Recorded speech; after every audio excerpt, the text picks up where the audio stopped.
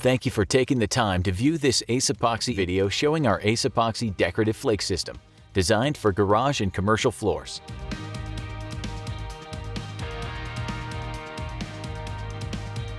Start with a clean concrete floor and grind the main area with a high-speed diamond grinder. The end finish should look similar to a salt and pepper look, lightly showing the fine aggregate in the top of the concrete floor. Once the grinding is complete, check the porosity of it by dripping some water on it. If it darkens, then you'll know it's ready to receive the Ace Epoxy base coat. Clean the floor and then do one check for cracks and defects. Fill any cracks and voids with the Ace Epoxy crack repair and allow it to dry. Once dry, run the diamond grinder over it to smooth flush with the surface. Your floor is now ready to receive the epoxy.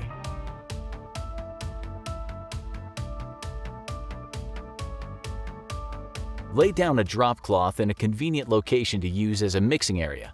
Pour the contents of the 202 Ace Epoxy units A and B into a clean container and mix for 2 minutes using a mixing drill and a paddle. If you choose to accelerate the epoxy, you can add the measured quantity at this time. Add the Ace Universal Color Pack to the final mixture and mix an additional 2 minutes. Be sure to get the sides so that all the pigment is dispersed evenly. Pour the final mixture into a clean application container. This ensures that the final product you apply is evenly mixed.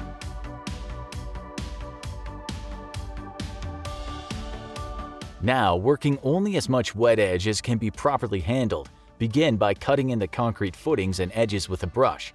Do not work edges more than 15 to 20 minutes ahead of the main body of the floor. Pour a band of the mixed material out onto the floor and begin rolling with a 3/8 to 1/2 inch nap roller. Work the material evenly spreading at a rate of 225 to 250 square feet per gallon. The decorative flakes should be broadcast into the wet 202 Ace Epoxy while the coating still has a high degree of tackiness, usually within 30 minutes unless it's extremely hot.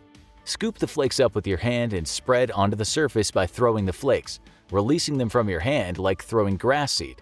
Throw the flakes onto the 202 Ace Epoxy to rejection until you're no longer able to see the epoxy color beneath it. A box of flakes should easily cover a 400 square foot area when broadcasting to rejection. Allow the 202 to dry a minimum of 8 to 16 hours before proceeding to the next step. If you decided to accelerate the 202, then you can go to the next step in 2 to 4 hours. Once the 202 is dried sufficiently, sweep, blow, and/or vacuum excess flakes from the surface. Scrape protruding flakes and remove all loose flake debris from the surface. Recovered flakes may be used on subsequent jobs but should be sifted to remove small broken flake dust. The flaked surface can be lightly sanded if a smoother finished surface is desired. Don't be afraid to scrape really hard with this system. The smoother you get it, the thicker the top coat will look when done.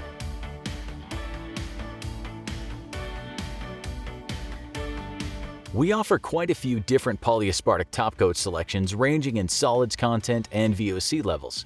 Here we're showing our popular 302 polyaspartic top coat. It has a very high build along with a long pot life of more than 30 minutes and a VOC below 50. 302 also dries very fast, allowing you to walk on it in just a few hours. Be sure to turn off all sources of ignition when using this top coat, since it is a flammable product. Wear a carbon filter mask capable of filtering out organic vapors and use in a well-ventilated area.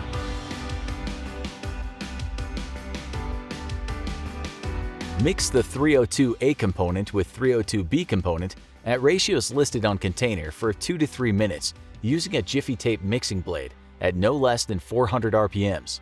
Transfer the mixed material to a second application container and mix an additional 30 seconds to ensure that the material along the sides of the first mixing container have been properly incorporated into the mixture.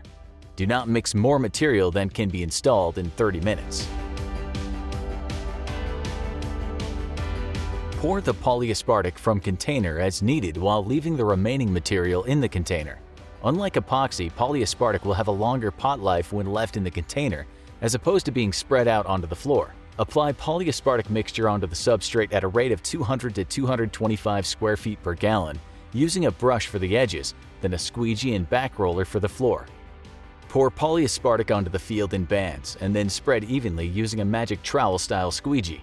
Walk out onto the wet surface and back roll the wet material, making sure to cross-roll areas so the material is spread evenly, leaving an even finish.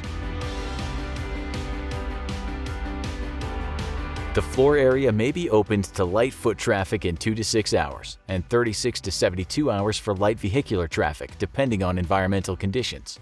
Chemical resistance will not fully develop for 5 to 7 days.